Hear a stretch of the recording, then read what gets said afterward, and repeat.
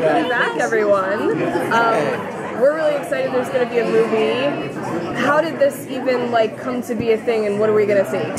How did this come to be? We, I think, started talking about this during season 8. So it was we are not going away. We have way too much fun, and everybody is a big family. So this was always our plan. It was all about convincing the network or somebody, or the fans to fund it or something. So that for us was in the cards, and then it got to the point where once a year, one of the executives would call Steve and say, "Oh, it came up in conversation today," and they'd be teasing, and at some point about a year ago it came up again. Well, we've been talking about maybe there's a holiday thing. So then I made a call to that person and said, "Why don't we stop talking about this? Why don't we why don't you guys order a script? That's not expensive, and it's dipping a toe in the water. And then I think once you have a script, everybody will get super excited because it'll be awesome." So sure enough, they did that, and then we planned to put a script together. James and Steve started talking about what it might look like, and we all started talking about what it might look like. And does it pick up the minute that we leave the series, or has time passed? How much time has passed? I mean, we could do anything. 10 years could have passed, and we could have played these guys much older. We could have, so. It all started coming together, and that's how it started. Very exciting. Yeah. So what's the answer to that? When does it pick up? Is it right away, or? It picks up 3 years after they moved to San Francisco. All right. So, which is fun, and I think what became obvious is that if we didn't just pick it up right where pick it up where you left off, then you've got all the answers, right? So you know where these characters have been and where they're going. If we pick it up 3 years later, not only does everybody's, Gus has a beard, and everybody can play around with their looks, but now we can fill in the blanks for everybody and have fun doing that. So we'll see. Henry has evolved a little bit in his retirement and changed. He's become a hipster of sorts. There's a scarf involved. As he talks about in the movie, he moved into, he bought a retirement loft, and the area gentrified, and he didn't expect it to become a cool area, but it became cool, and then he became the retro guy. So he's leaned into that. Does he still wear the shirts though? Oh no. Oh, okay. No, he does not wear the Hawaiian shirts. All right. No, so a totally new look for him. He's cool. Based on what Chris does. Very cool, very good. Imagine me with a little bit of more scruff and a fedora. There's some of this, there's some of that. There's some coolness to it. It's cool. But yeah, it's fun because, we get to fill in those blanks about what's gone on with Juliet and Sean's relationship and where they are. Did they, are they still together? Are they still happy? Did they go off and get married in Vegas and we didn't get to see that? So we address all those issues about where they are in their progression, and we get to see Vic as the chief of San Francisco Police Department, and everybody, where they are at. Gus has a new job, which I don't think I'm leaking because we gave away some secrets by showing the first 8 minutes of the movie in the panel. So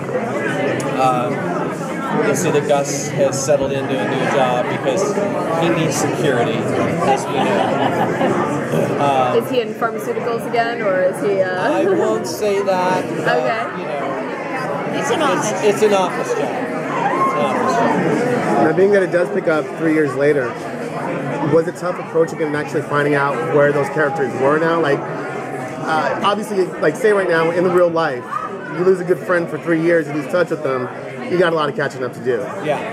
These are characters that you guys are good friends with, you knew them, where they were. When the show ended, did you already know where they were going, or did you kind of have to look for them a bit on Facebook? I think Steve probably had a pretty good idea of where they were going. I think we tried to address that as much as we could in that final episode by setting people on their paths. And Lassiter buys Henry's house, and Henry stays in Santa Barbara, and Lassie stays in Santa Barbara and gets elevated to chief there, and she comes down, and Vic comes down to San Francisco and brings Juliet, and so and then, you know, obviously Gus, and Gus follows Sean follows Gus. They follow each other. So I think everybody was kind of on that path, and I think that became the plan. So it was easy to pick it up, because then we were like, all right, well, we kind of know where we left everybody, so let's just continue. And then there were no giant right turns other than maybe Henry. But there's, you know, so we get to see everybody more or less like we loved them, in the same similar type of predicaments, professionally and personally, that we left them in. Do flashbacks serve a purpose in the movie? Because they're such a big part of the episodes. Is there a flashback? No. There's no young Sean. They're 3 years older now. Does that mean you're going to get 90s movies, right? You would think. Yeah. You would think. But somehow they still sink back into the comfort of the 80s, more or less. Now, how many pineapples are we going to have to look for? That's really the question. I was just saying this to another table where these guys did a really great job, and then we kind of came in and policed it and added to it, I think, once we were shooting, to make sure that like every box we could think of was checked.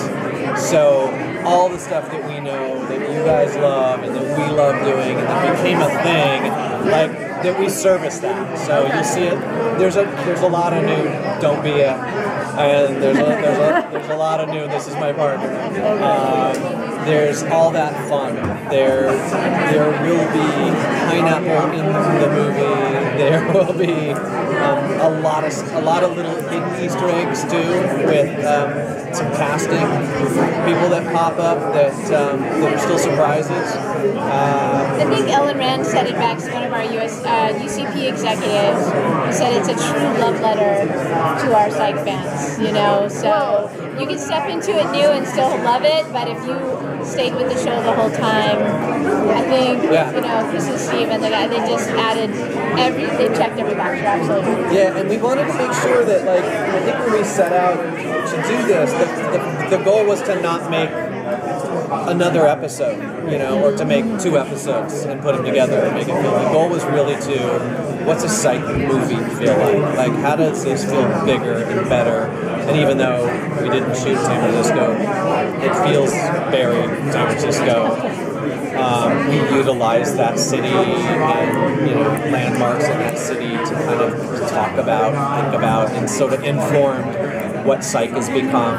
San Francisco has enveloped psych and it's become Psych Francisco. So there's a lot of like really fun, big elements that make it feel like special, I hope. New casting, you mentioned a few new characters and things. What's your most exciting thing you've done with that? With casting in the movie?